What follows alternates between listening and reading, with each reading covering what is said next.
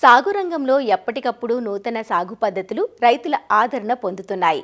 ప్రస్తుతం కొన్ని రకాల కూరగాయ పంటల్లో అంటుమొక్కలు వాడే పద్ధతి ప్రాచుర్యంలోకి వస్తోంది. నారు మొక్కలు కదా వాడేది, అంటుమొక్కలంటారేంటి అంటారా?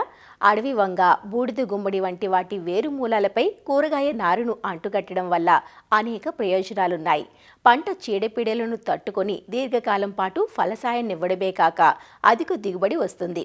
వరంగల్ జిల్లాకు చెందిన రైతు సోదరులు అంటుకట్టిన బీర, కాకర, దొండ నారును నాటి దిగుబడుల సునామీని సృష్టిస్తున్నారు. సాధారణ పద్ధతిలో పోలిస్తే 3 నుంచి 4 రెట్లు అధిక దిగుబడులు సాధిస్తున్నారు. వారి అనుభవాలను మనము చూసేద్దాం రండి.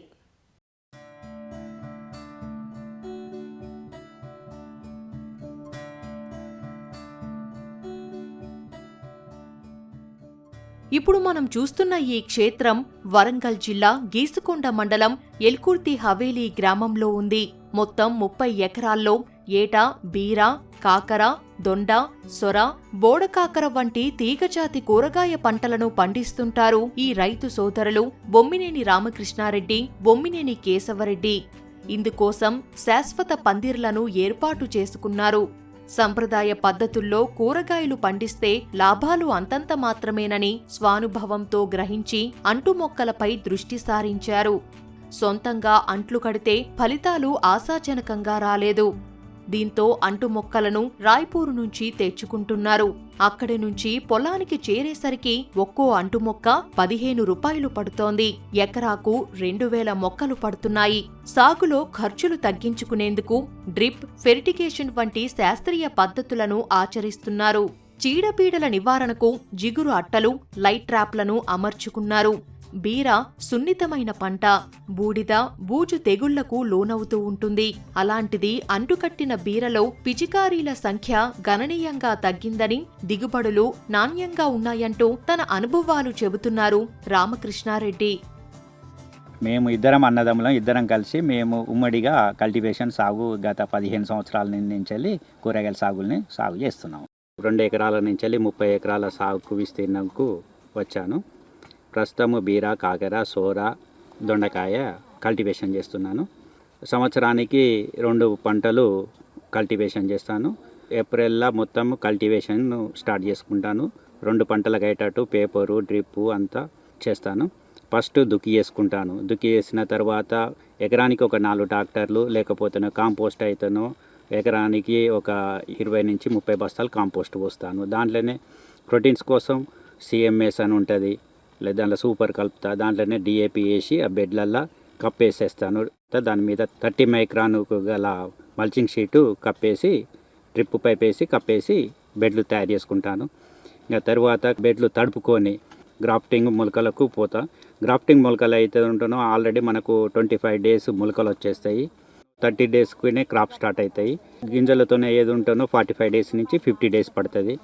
గ్రాఫ్టింగ్లో ఏందని అంటే ఏరు వ్యవస్థ అనేది ఒక 3 నుంచి 4 మీటర్లకు పోయి చాలా దృఢంగా బాగా పెరుగుతుంది.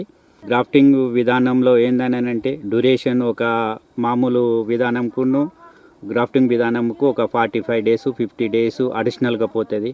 మామూలుగా క్వింటల్ కాస్తే క్వింటల్నరగా కాస్తుంది.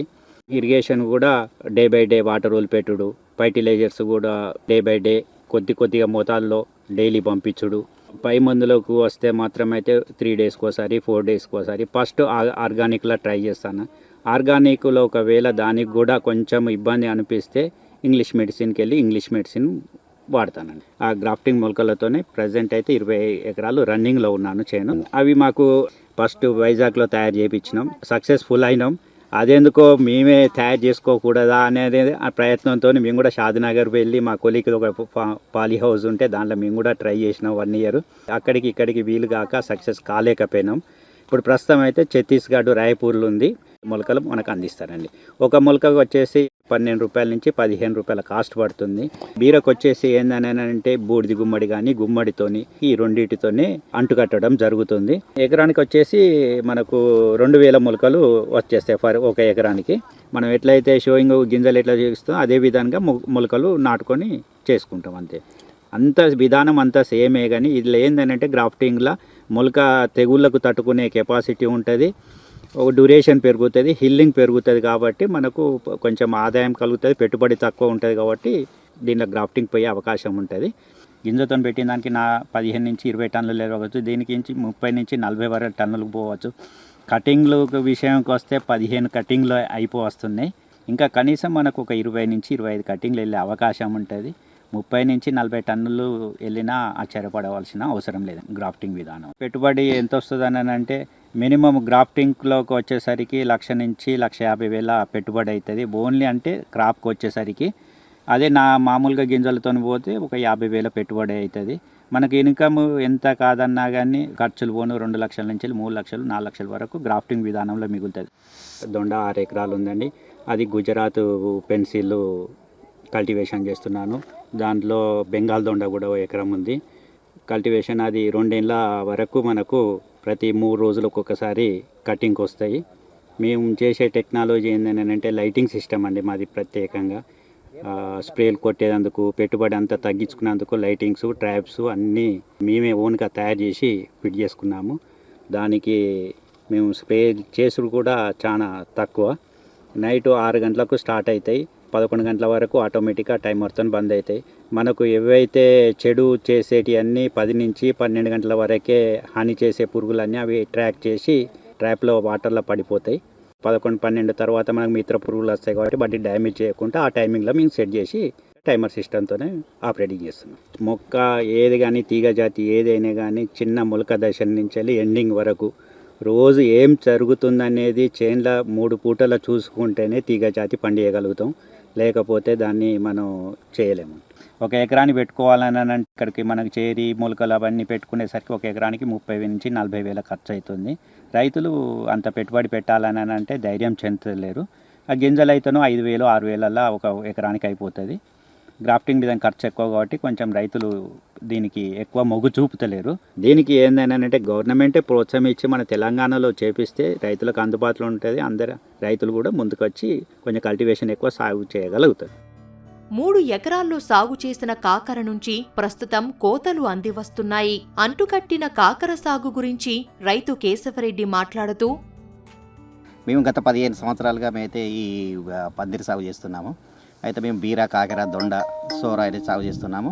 ఇది వచ్చేసి కాకర, మీరు చూస్తున్నదైతే కాకర ఛత్తీస్గఢ్ నుండి రాయపూర్ అక్కడ నుంచి అయితే మొలకలు తెచ్చుకున్నాం. ఇది గ్రాఫ్టింగ్ మొలకలు 3 ఎకరాలు అయితే సాగు చేస్తున్నాం. 1 ఎకరానికి వచ్చేసి 2,000 మొలకలు పడతాయి. ఇదైతే 6,000 మొలక. ఇది గ్రాఫ్టింగ్ విధానంలో ఏంటంటే మనకు కొంచెం ఎయిర్ వ్యవస్థ అనేది చాలా దృఢంగా ఉంటుంది.